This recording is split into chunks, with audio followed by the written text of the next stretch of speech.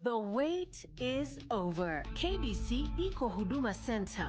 Starting with Nairobi, kupata huduma za KBC imekuwa rahisi. From digital guidance and signet services to booking of commercial adverts and documentaries. Visit our dedicated desks at Huduma Center GPO, Times Square, Makadara, Kibera or Eastleigh. Tunakungoja hapo. Whether it's a casual announcement or a specialized media solution for your business, we are here to serve you. KBC at Huduma Centers, moving closer to you. Your station, your service.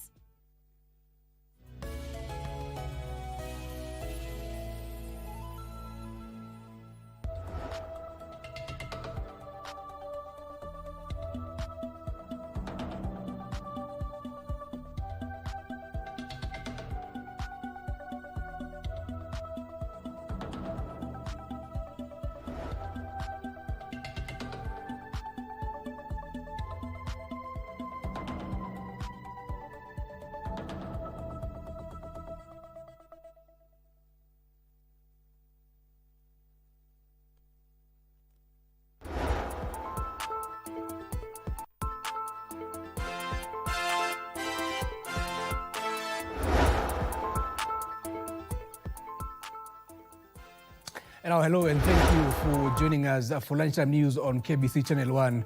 It's coming to you live from the Broadcasting House in Kenya's capital, Nairobi. My name is Giverson, Maina, and of course, let's take you straight to news. Where First Lady Rachel Ruto and Kenya's ambassador and permanent representative to United Nations Environment Program, UNEP, Ida Odinga, led a major tree planting exercise in the Mau Forest Complex as part of the Integrated Conservation and Livelihood Improvement Program aimed at restoring one of Kenya's most critical ecosystems. The two joined local resident officials from the Ministry of Environment, Climate Change and Forestry and development partners in a large-scale conservation initiative targeting to plant more than 40 million seedlings over the next 10 years. Now speaking at Baringo Primary School in Kurisoi North, the First Lady said the government was doing everything possible to restore depleted forests. Watu ambao wanaishi hapa Mau Forest wataweza kuingia katika forest na kuweza kupanda vitu ambavyo itawasaidia kwa livelihoods. Nimeona kwamba mnapanda potatoes, mnapanda avocado. Waziri ameniambia kwamba hata mnapanda coffee na mambo mengine, kusema kwamba sisi ambao tunaishi karibu na forest tukae kwa forest, lakini pia tuweze kupata chakula. Leo ni siku yetu ya kupanda miti, tuhakikisha ya kwamba Kenya iwe na miti ya kutosha. Itakuwa kama ni chakula, itakuwa kama ni miti ya aina mbalimbali.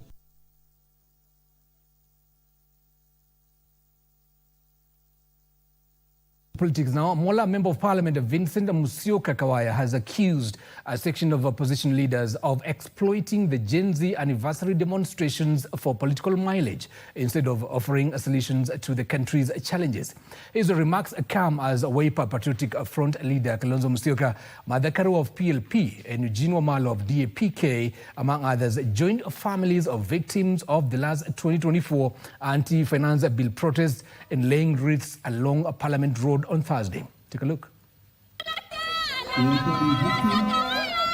Speaking in Mola constituency, the legislator who joined the youth and students of Mola Technical and Vocational College in a peace procession along the Makutano Mola Road alleged that some opposition politicians are responsible for the 2024 anti-finance bill protests, which culminated in the loss of lives and destruction of property. Na mumeona hata hii finance bill ya last week, mumeona wakijaribu kuleta propaganda. Lakini hii wakati tulikuwa tumejipanga. Mtu akidanganyana katika TV tunamwambia atuonyeshe ni wapi. Simuliona wakizubaa. Kawaya, however, called on the youth to shun violent protests and embrace peaceful engagement while accusing opposition leaders, including Kalonzo Musyoka of Wiper Patriotic Front, Eugene Wamalwa of DAP-K, and Martha Karua of People's Liberation Party, of hijacking the June 2024 Gen Z protest anniversary for political optics. Ati sasa wanakimbia na wengine hata ni wa hii region yetu. Wanakimbia huku kote wakitafuta nani aliumia katika maandamano iliyopita. Hati ndio wapigwe picha. Ndio waonekane sasa wanasimama na wale ambao waliumia. Yet wao wenyewe ndio walincite vijana waende nje wakaandamane. Elsewhere, Bungoma Senator David Wakaoli has accused Governor Ken Lusaka of failing to deliver services and projects in the county. He specifically took an issue with Daraja Mungu Coffee Factory in Kimilili that has stalled since its launch. Siku zinazofuata Ministry ya Cooperative na wale wa KBC watenge siku ukutane na wakulima huku muamue hatima ya factory yenu jinsi inavyotakikana. Lakini pia ni kuhakikishia mimi kama senator siwezi kuwa naongea mambo ambayo sijathibitisha. Ndio kwa sababu niko kwa ground. Na kwa ground vitu ni different. Sasa mimi nitamwambia governor na kila siku nitamwambia afanye kazi yake. Now let's take you to Baringo County. We are driven by the harsh realities of climate change. Residents of Baringo are shifting from traditional pastoralism to sustainable food farming, popularly known as agroecology. Now, following an intensive training from the organization Action Aid, locals say the farming method has transformed their lives, citing a decline in cattle rustling and insecurity-related incidents in the area.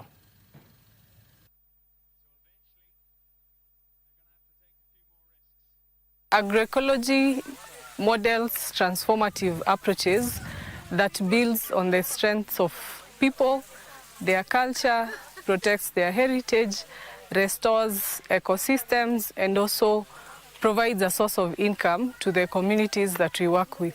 Lengo letu kwanza ilikuwa maana ya malnutrition. Hapa kwetu hatukuwa tunapata fresh vegetables. Huwa tunakuwa na depend from other counties like Laikipia. Kwanza hatutumii fertilizers, tunatumia organic kama animal drops, ya manure ya ng'ombe, mbuzi. Tutumii dawa lolote hapa. Miaka mingi Tiaty imejulikana kwa mambo na banditry na drought. But sisi as youths, we are trying to change that narrative by practicing agriculture.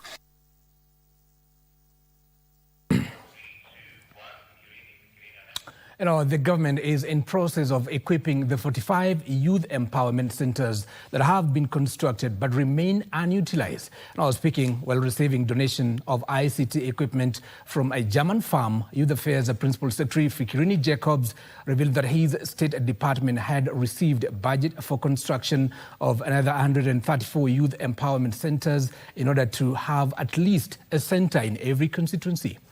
The youth empowerment centers are also being implemented under a program dubbed Vijana Vuka na Afya Initiative that has so far reached over 500,000 youths. 156 youth empowerment centers. The youth empowerment centers is a direct target within the Vision 2030. Youth empowerment centers is in the Vision 2030. That in the Vision 2030, we were hoping that by 2030, we'll have at least one youth empowerment center in every constituency in Kenya. So currently, we have 156 youth empowerment centers. In fact, we've just approved the construction of 3 others. So we will have 159, maybe by the closure, the ultimate closure of this financial year. So, because this is the ecosystem where the young people go transact their business, learn things, and empower themselves. So DSW is coming in to offer support to equip these youth empowerment centers so that we don't just have physical buildings. We have buildings that are equipped and encourage our young people to go and, carry out different roles within, the premises.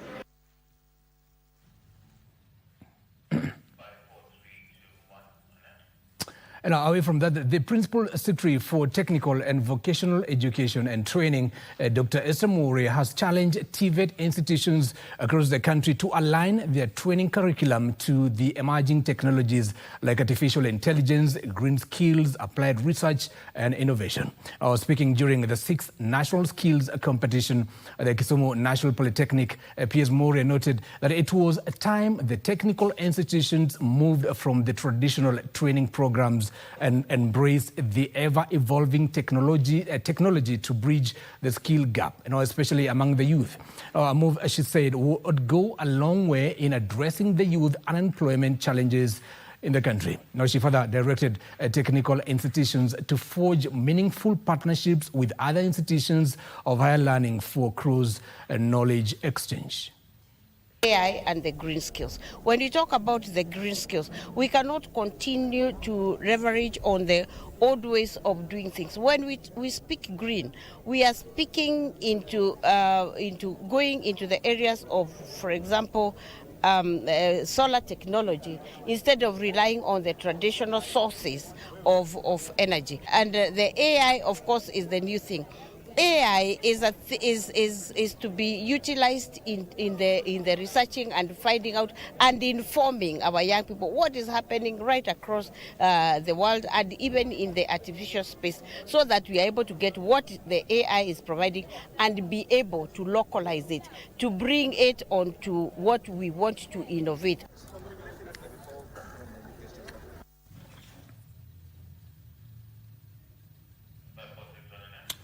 And the agreement was signed, or rather, was signed during the opening of the 2026, or rather, let's start this story again. KBC, Kenya Broadcasting Corporation, has signed an agreement with Hubei Media.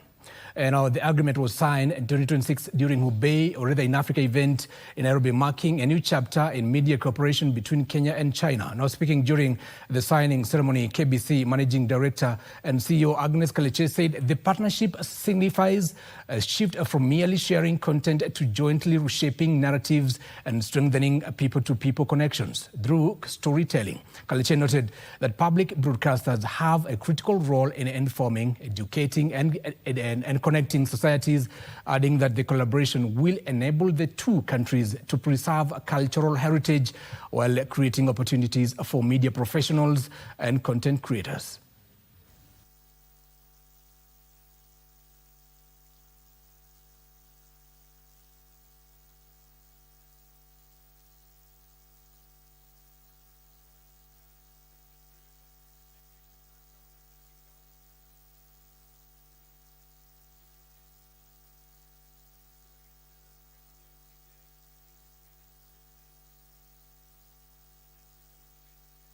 KBC will be a partner, not a spectator.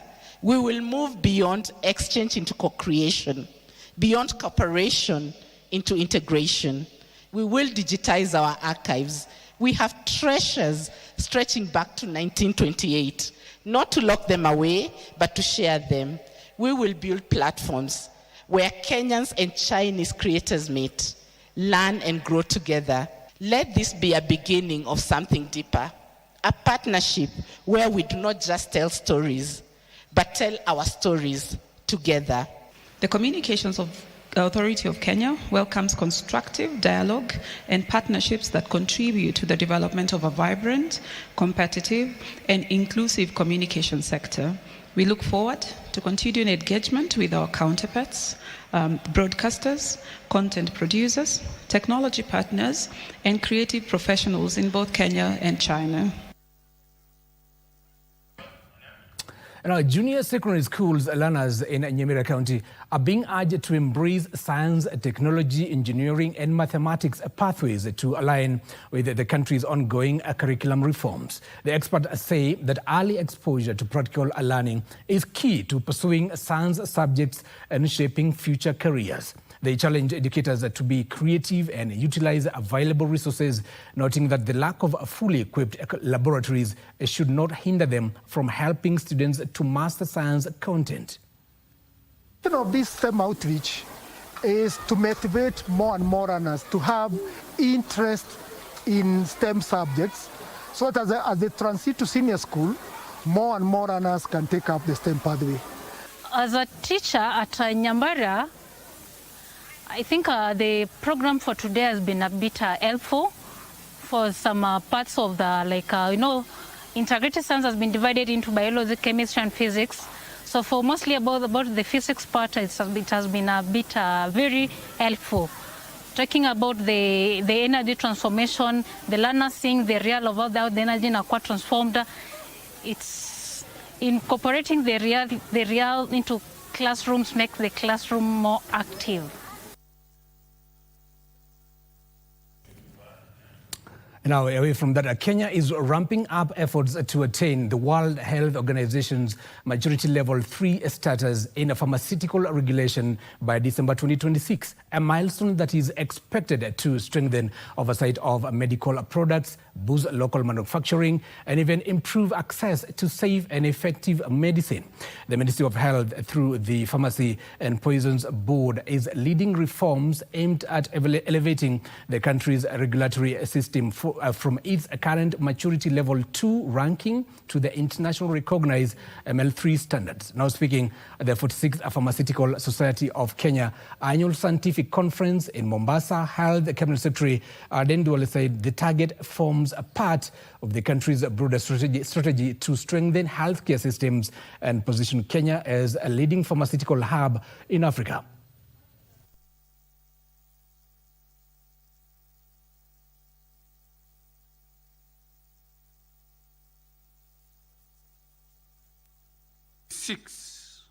On a pilot study for 1 month, all pharmacists, pharmaceutical technologists, pharmacists, chemists, manufacturers, importers, directors, wholesalers, healthcare facilities handling pharmaceutical products shall be required to register, to integrate, to maintain active compliance with these platforms.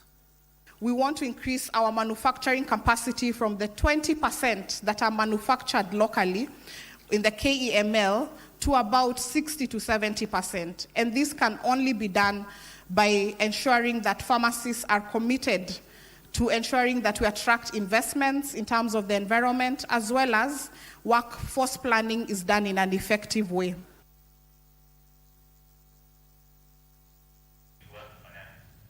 Now to matters education now. Kenyan universities are being challenged to strengthen research and innovation that provide practical solutions to societal challenges and deliver tangible benefits to communities. Now speaking during the official opening of the 5th Meru University of Science and Technology International Conference at the university's main campus in Nchiru, Meru County, the Principal Secretary in the State Department for Forestry, Getonga Mugambi, urged universities to undertake a problem-driven research that directly addresses the needs of society. Now, Mugambi emphasized that institutions of higher learning should not only conduct research and develop innovations, but also commercialize them through strategic partnerships with industries and other stakeholders to create value and ensure lasting impact. We need to look at the whole value chain. How are we going to have it replicated so that it can give value to our people? Let's take the issue of patenting very seriously, because also what is happening, a lot of discoveries done here, they are patented in other countries. The best way to predict the future is to create it, and the university exists precisely for this purpose.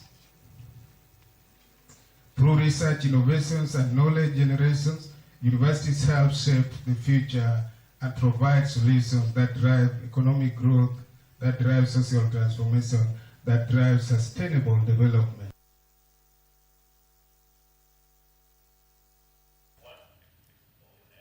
And our head of public service, Felix Koskei, has directed national government administration officers to work in synergy with their security committees to fight the trade and consumption of illicit brews and drugs. Now, speaking when he held a consultative engagement with professionals from Viga County, Koskei said that drug abuse is destroying the Kenyan society and asked the officers to rid the country of the menace. Now, Koskei challenged the professionals drawn from various fields professionals to take an active role in shaping the future of the country by championing visionary, accountable and transformative leadership. He said that as opinion leaders and agents of change, the professionals have a critical responsibility to influence governance, strengthen institutions and drive sustainable development at the grassroots.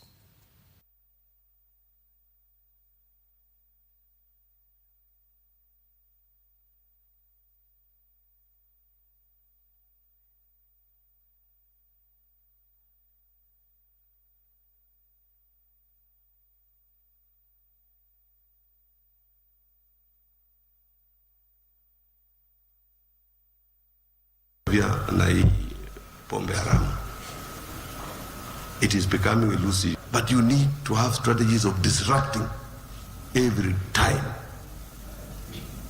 Disrupting transportation, disrupting brewing, disrupting sales, disruption. So that one, I want to pass this message to the Vihiga Gao leadership. Please, weka pressure. Environmental lobbyists are calling for inclusion of youth, persons with disabilities, and even women in climate resilience initiatives they claim will help mitigate the effects of climate change in Kenya and beyond. Now, speaking Tuesday in Nairobi, after unveiling their manifesto, the group challenged the country and national government to be in proactive championing climate action.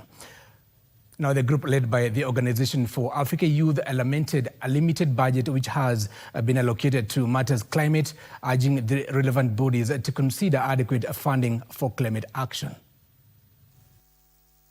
So the youth in Kenya are demanding for a climate just and a resilient Kenya. And under this, there are 4 pillars that are guiding our manifesto, and these include digital inclusion of youth in climate activism, inclusion of women and persons with disability. For this manifesto, which is leaning on 3 pillars, the major ones of the youths, we are here to support, including dissemination, and the targeted community, the targeted groups, the targeted stakeholders, we are making clerical call that let us all come out so that we can be able to pull together in supporting our country. Capacity building and digital literacy, which is very important to ensure that fellow young people can use digital platforms responsibly and effectively to champion for environmental conservation. We need to have a more defined climate finance at a county level, at a national level, at a constituency level, at a ward level. We are moving from green activism to green political power. We are moving from just speaking from boardrooms to ensure that we go to the streets.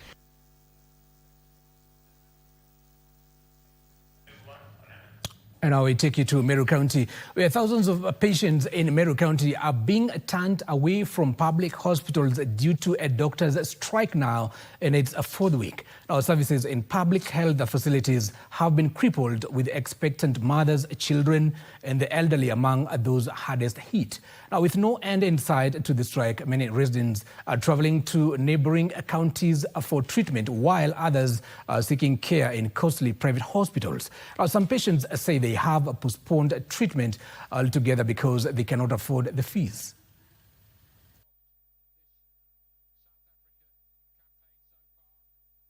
Sababu hakuna daktari, watapeana nani itapeana madawa na daktari hakuna. Kwa hivyo kitu ya kazi angeshughulika, madaktari warudi hospitali, watu waendelee kutibiwa, dawa zikuje, watu waendelee kukunywa. Sasa kileta dawa zitatibiana zenyewe. Hakuna mtu ataingia pale achukue dawa na ajui atachukua dawa ina gani. Is only in Meru County where you have doctors in same job groups over 10 years, and you have junior colleagues coming and getting promoted and bypassing you, and nobody can explain to you why. We've engaged them in meetings so far, and they have not yet honored the agreement in which he signed.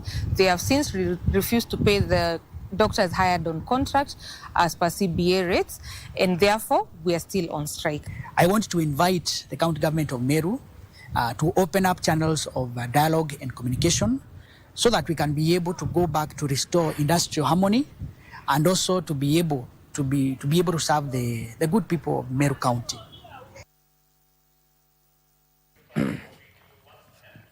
Now that story from Meru County takes us to a very short commercial break. Don't go too far. There's still so much more coming our way.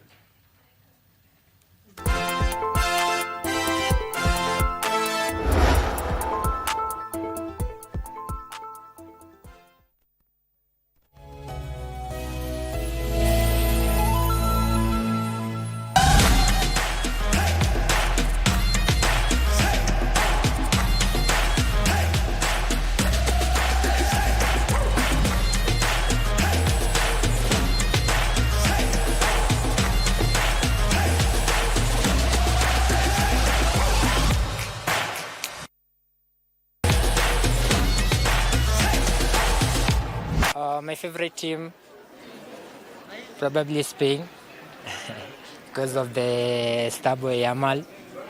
Yes, so I like the way Yamal plays in Barca, and I'm having hopes that Spain is gonna take, and if it doesn't take, probably Argentina. So far, tuna imekuwa fiti. Obviously, masaa ya coach ndio imekuwa tricky. But yeah, tuna imekuwa fiti, tumeona some good games, so can't really complain. Cha tungoje tuone venye itaendelea kuflow. Best player definitely ni Messi, no doubt. Kuna mtu mwingine ameshine so far. Tunashukuru KBC for that. Najua venye nimeongelea timings ni mbaya, so yeah, KBC really helps a lot with keeping up with the matches. So yeah, thank you KBC for that.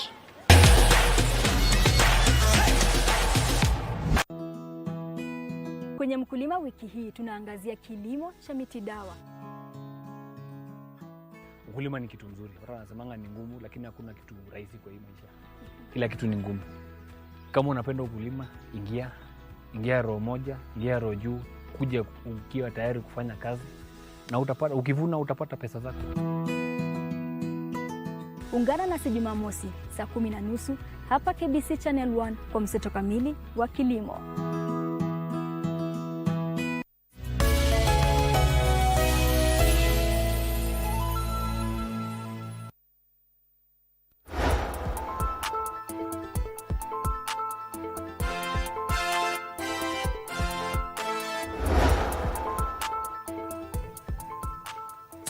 And welcome back. You're watching Lunchtime News on KBC Channel 1. And remember, World Cup equal KBC. And that's where you're seeing the three countries just here. That is the United States, of course, Canada and Mexico. Of course, we'll tell you a match that KBC will bring live coverage at the end of this bulletin. And our family of James Moai from Loromo village in Limuru sub-county wants the Kenya Wildlife Service to compensate them after the 40-year-old man was allegedly mauled by hyenas. Now, Moai's kin says they had been searching for him for the last 2 weeks, only to stumble on his clothes and gumboots at Kiahiti Forest. Take a look.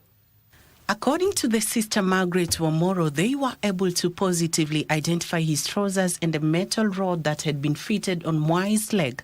The family is also calling on the Kenya Wildlife Service and security agencies to intensify patrols and install traps in the forest to avoid more deaths.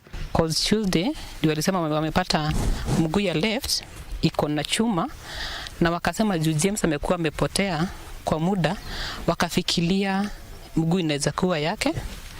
And then yesterday tukaenda kwa police station, tukaandikisha na tukapewa afisa, tukaenda mpaka kule msituni, and then the government and the wildlife wenye wanafanya pamoja na misitu washikane pamoja, at least tupate the remainings ili tuweze kuendelea mambo ya mazishi. The truth is amekuliwa na fisi. Meanwhile, Mwingi North residents are living in fear following a recent invasion of elephants and camels in the area. Locals claim the elephants and camels have caused massive losses to farmers in the area. Nguni member of the County Assembly, Jeremiah Mutua, has issued a 7-day ultimatum to the Kenya Wildlife Service to remove the camels from the affected area. Ni habari ya kwamba ndovu wamejaa kila mahali Nguni wote. Ndovu wamejaa Sekuru na wamejaa pia Nohu. na ndovu wamekula mashamba yote wakamaliza. Sivyo wananchi? Sasa watu wa KWS, hawa ndovu kama watafukuzwa, wataua watoto wetu wa shule, waua wa mama na pia waue baba zetu. Sivyo?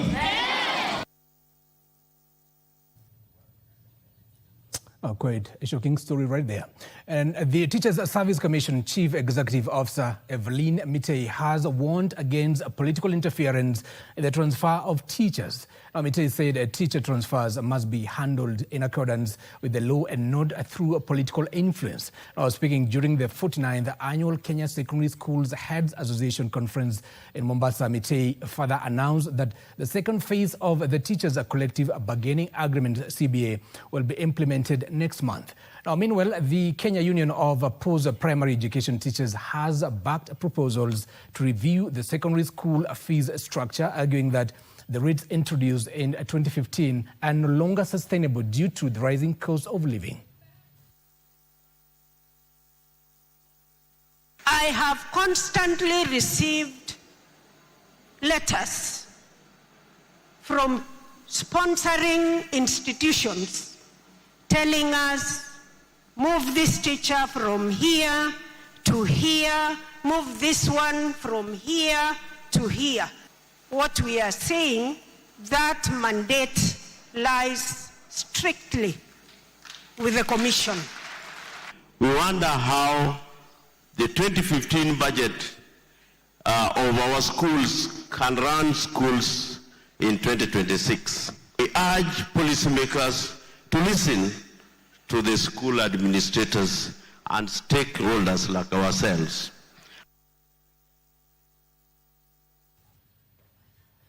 Now, the Water, Sanitation and Irrigation CS Eric Muga has issued a stern warning to contractors carrying out shoddy works, saying quality of work will not be compromised. Now, speaking during the launching of the 800 million Kitui-Matu last mile water project that is set to benefit from the 800 million last mile water project, CS Muga said the project will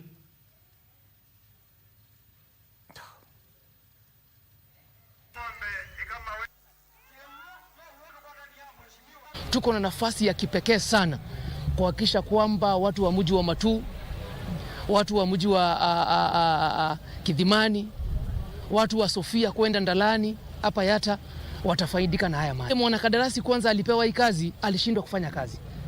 Ikabidi sasa tuende ile tunataka termination, na sasa tumepata contractor mwingine ambaye ako tayari kufanya kazi. One thing I can assure the people of Kenya, and I think you have seen me all over. Mimi sio mtu wa ofisi sana.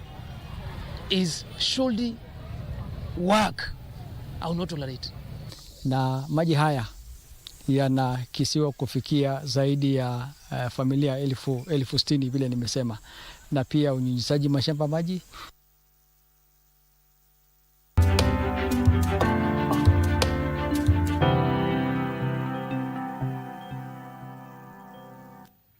Now let's get to business. Now, extension of the Naivasha-Kisumu-Malaba standard gauge railway is set for July 2026. This comes in the wake of intensified public engagement and property inspections along the proposed railway by the Kenya Railways Corporation. The 700 billion shillings infrastructure project seeks to boost regional trade along the northern corridor by connecting Kenya, Uganda, and the broader Great Lakes region. Now, Ndutamo Kami has more details. According to information shared by Kenya Railways on its official X platform, officials have been engaging communities living along the proposed railway alignment while carrying out property inspections in gazetted areas earmarked for the project. The latest sensitization meeting was held in Kisumu County, where landowners from Kisumu Town East Sub-County were briefed on the proposed railway development and the compulsory land acquisition process. The affected parcels were listed under Gazette Notice number 4986, published on April 2nd this year. During the meeting, Kenya Railways presented the proposed design of the Kibos terminus, one of the key stations planned under the SGR extension project. The corporation says continued public engagement is intended to ensure affected landowners understand the acquisition process. Ndutamo Kami for Lunchtime News. Now, illegal, unreported and unregulated fishing is costing Kenya about 50 billion shillings every year, which represents about a third of the country's total fish catch. To address the problem, Kenya is working with 14 other countries that have signed the Mombasa Declaration on Fisheries Transparency and the fight against illegal fishing, now to improve the correction and sharing of vessel and fisheries data. Now, Abdiaziz Hashem had a chat with Dominic Thompson, the director of squid fishing at the Environmental Justice Foundation, about the scale of the challenge and efforts to curb illegal fishing. And this is how the conversation went. Well, thank you. Today our focus is on the fishing industry, the blue economy, which contributes vitally not only to the country's gross domestic product but the region at large, given that Kenya is a hub within the East African region and the larger African continent, given that the fishing and aquaculture contributes approximately 0.6% to the national gross domestic product. It is very vital to the country's economic growth, with the sector providing livelihoods for over 700,000 to approximately 1.2 million Kenyans across the country, especially in fish growing areas, directly or indirectly. This includes roles in fishing, boat building, fish processing and distribution. That is our keen focus on today's show. We are focusing on the fishing industry, and who better to talk to than Dominic Thompson, the director of Squid Fishing Environmental Justice Foundation. Dominic, thank you. Welcome and thank you for joining us. Thank you for letting me come here. Okay. Maybe the first question will be, Dominic, given that you interact in this particular sector, give us a status update. How is the sector faring right now? So I think when we look at the fishing industry globally, not just here in Kenya or East Africa, we see that it's actually one of the least transparent industries that you can have. Fishing vessels can go to sea for months, if not years at a time, and there's very little opportunity for the authorities to scrutinize what's actually happening on board those vessels, let alone speak to the crew or see what they're catching, what species they're catching, whether it be the actual target species of fish, or it might be dolphins. It could be sharks as well. And so what we're trying to do is improve and promote this idea of transparency in global fisheries, so the authorities, but also other stakeholders, including seafood buyers, have better access to the information that's important for traceability and holding fishing vessel operators to account for their actions. And you just talked about one of the vital issues, illegal fishing, that we've witnessed not only in Kenya but in many parts of the African continent, given that it is estimated that the cost of global economy is up to $50 billion annually. So in terms of hindering not only the profits but endangering species that we're not supposed to consume or even partake in, illegal fishing, has that been the main challenge within the sector? For us, I think, yes, it has been. So if we look at Kenya specifically, we've seen figures that say that Kenya is losing 40 to 45 billion shillings a year from IUU fishing or illegal, unreported and unregulated fishing. So this could be from foreign vessels coming into Kenyan waters. It could also be IUU operators within Kenya that are extracting fish from protected areas and then selling it back to coastal communities as well. So the problems are very widespread across the sector. We also have investigations from Environmental Justice Foundation which have looked into distant water fishing vessels, which operate for years at a time, sometimes 2 years before even coming back to shore. And these vessels are engaging in widespread shark finning, but also catching of protected species. So turtles, dolphins, false killer whales, you name it. Often it is on the list.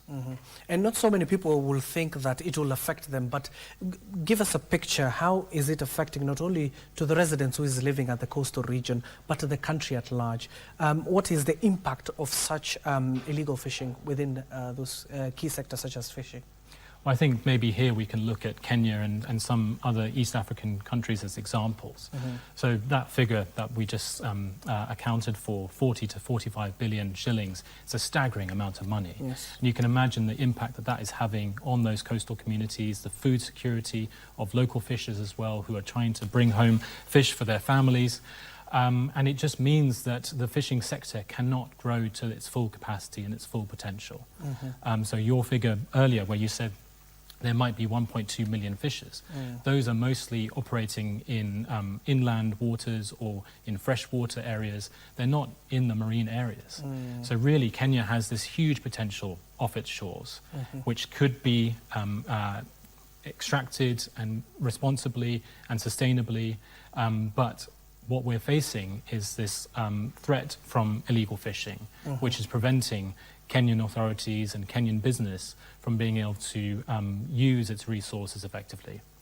And Dominic, if you remember, there was a declaration towards addressing some of these challenges. Maybe to our viewer who's watching us right now, what was the Mombasa Declaration and why its adoption is very key in addressing such challenges? So this is the Mombasa Declaration. It was launched formally in Mombasa, so hence the name of the declaration. That's the city that it was launched in. And this Mombasa Declaration is a political commitment, a message of intent, if you will, by the countries that have signed it. So now we're up to 15 countries that have signed, and we're very proud of the signatories of this Mombasa Declaration. And the Mombasa Declaration is all about trying to promote transparency in the fishing sector. It's built around 4 different commitment areas. So the first of these is on fisheries governance and how to promote this. So this could be through improving regulations, it could be through enacting new legislation or improving mechanisms, even as simple as painting the name or the registration number of the fishing vessel on the hull of the vessel. That's a super simple step that can be taken to improve fisheries governance. The second area is on monitoring and enforcement. So this is absolutely essential in the fight against illegal fishing. You need to be able to see where the vessels are operating. You need to have compliance measures in place, and you need to have enforcement, because if you don't have deterrent, then there's no point in monitoring your fleet if they don't know that they're going to get punished. The third area is on capacity building. So this is all about acknowledging that countries are coming from different backgrounds and might need support in terms of building capacity, both in monitoring and in enforcement, and also fisheries governance as well. So that's acknowledging that there needs to be improvement in training and also capacity building there. And then the fourth is then acknowledging that there is this need for better access to data and using data in a more responsible and effective way. So the Mombasa Declaration is all about trying to tackle illegal fishing, but when you look at the data points that we're trying to extract and we're trying to work with countries to promote, you can see that it could actually benefit many different other sectors that are connected to maritime issues and our oceans. So it could relate to sustainable fisheries. It could relate to climate change resilience and adaptation as well. So there's many different ways that the Mombasa Declaration can touch and improve on maritime security and other maritime issues. As we wrap up, as you give us your final comments on this, looking ahead, what should we expect down the line, 2 to 3 years down the line? What will success be in addressing these challenges and ensure at the end of the day 1.2 million people who reside in this particular sector benefit at the end of the day? So I think when we're looking to 2 or 3 years down the line, we will have the United Nations Ocean Conference that's going to be hosted in South Korea in 2028. And I think that many countries are now setting their sights on that incredibly important and prestigious conference to make new announcements on ocean governance and ocean protection as well. When we look at the Mombasa Declaration specifically, we have opened this up to signatories until the next Our Ocean Conference, which will be held possibly in May next year in Canada. And so this is an open door, open opportunity to countries to still sign up to the Mombasa Declaration.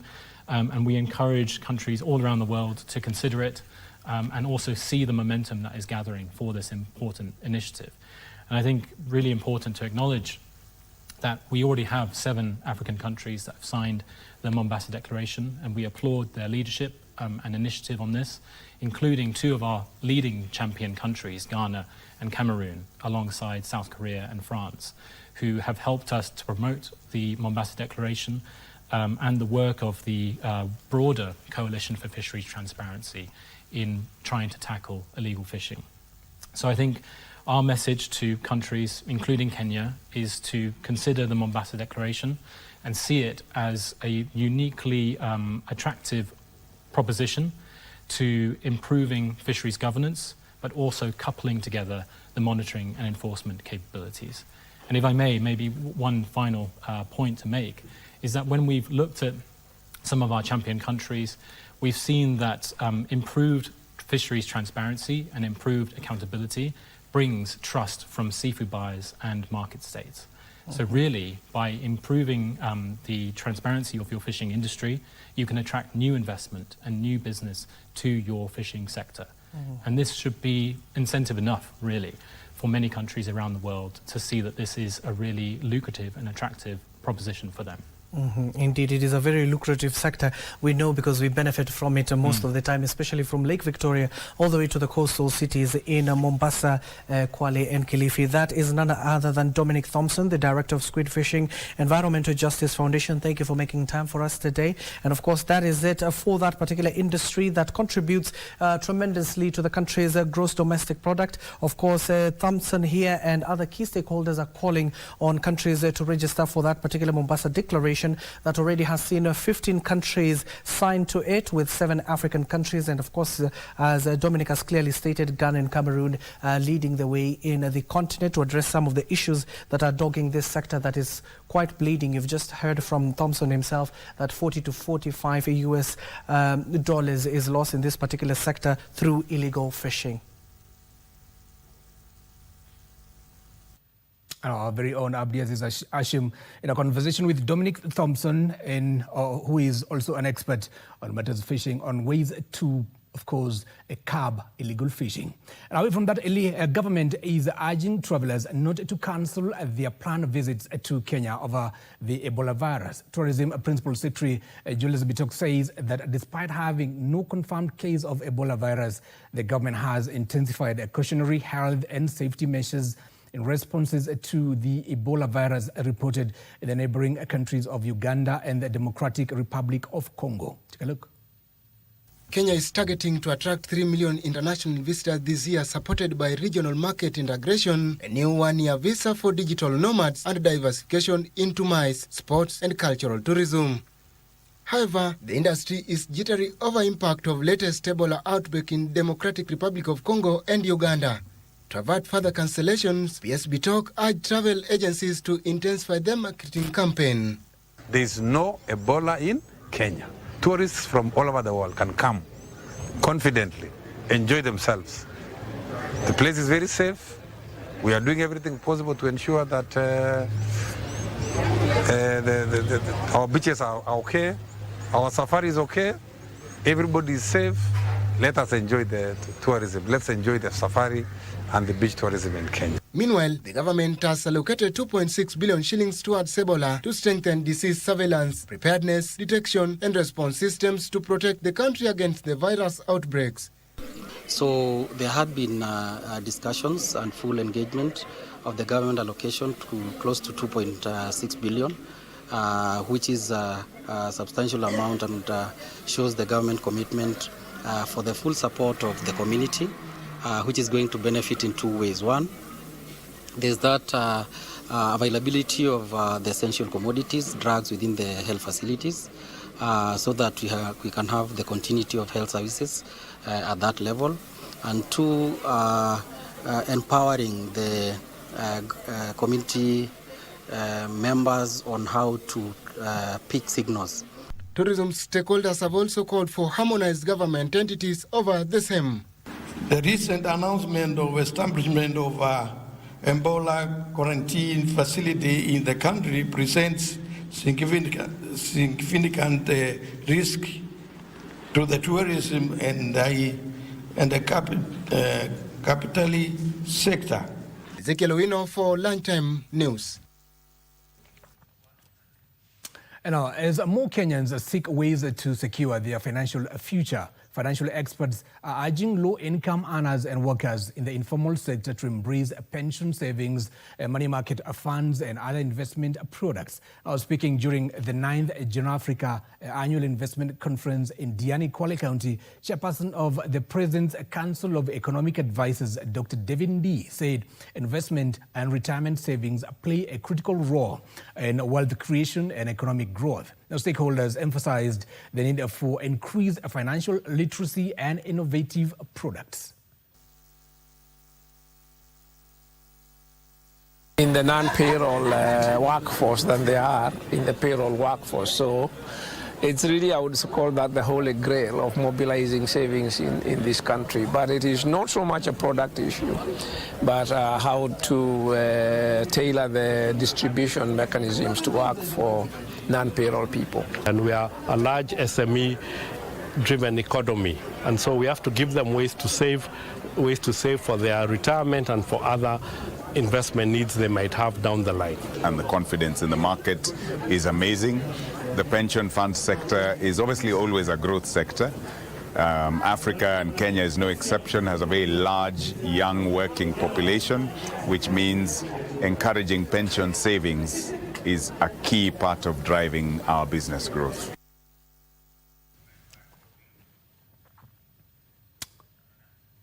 And to the international front, shipping traffic through the Strait of Hormuz recorded rises. 78 vessels transited the strategic waterway on Thursday since the US-Israeli war with Iran. According to S&P Global, the crossings marked a recovery to about 57% of pre-conflict daily levels. Now, details of this and other stories from across the globe. Shipping traffic through the Strait of Hormuz has been strained since the US-Israel war with Iran. The 78 vessel surge recorded towards the end of the week signals early signs of normalization. S&P Global has, however, cautioned the rebound's durability remains uncertain, with key agreements still needing consolidation and enforcement. Analysts attribute the traffic rebound primarily to the recent announcement by Oman and the International Maritime Organization to open the southern lane of the Strait of Hormuz. However, Iran has issued warnings that vessels deviating from designated lanes will face consequences. Meanwhile, iPhone maker Apple is increasing the price of MacBooks and iPads worldwide by up to 20% due to rising memory and storage chip costs buoyed by an extraordinary surge in demand for chips to power AI data centers. Not long after Apple's announcement, Microsoft said it had decided to significantly raise the price of its popular gaming console for the second time in less than a year due to the current components crisis. Finally, the Council of the European Union formally adopted regulations implementing tariff-related measures under the EU-US trade deal. According to a statement released by the Council, the move aims to support a stable, predictable, and a mutual beneficial transatlantic trade relationship while maintaining safeguards to protect European economic interests. Under the newly adopted regulations, the EU will remove remaining custom duties on U.S. industrial goods and grant preferential access for certain U.S. seafood and non-sensitive agricultural products through tariff-rate quotas and reduced tariffs. Reporting for KBC Channel 1, my name is Britton Elia.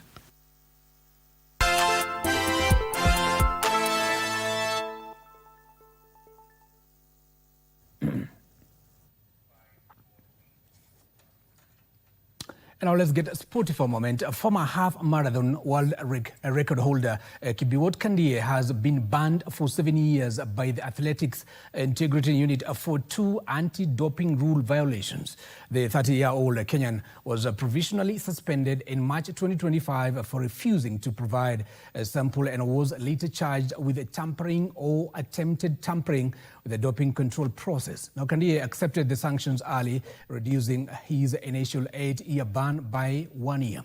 Now, his suspension has been backdated to 14th of March 2025 and will run until the 13th of March 2032. The 2022 Commonwealth Games bronze medalist remains one of the fastest half-marathon runners in history. Kandie set a world record of 57 minutes, 32 seconds in 2020 and is a 3-time Valencia half-marathon champion with 2 of the 6 fastest performances ever recorded over the distance.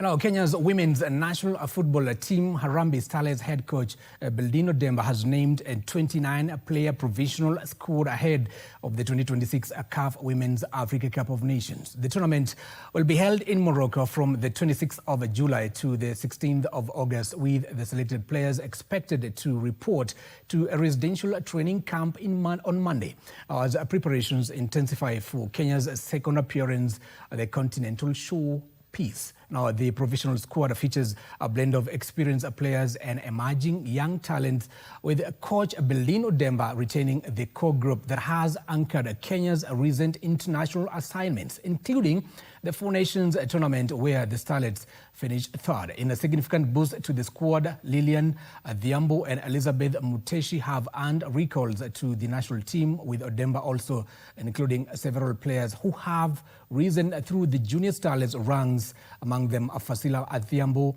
Marian Serenge, Elizabeth Mideva and Elizabeth Ochaka. The Harambee Starlets will begin their Group A campaign against host Morocco on the 26th of July at the Moulay El Hassan Stadium, as they seek to make a strong start to their second appearance at the Women's Africa Cup of Nations.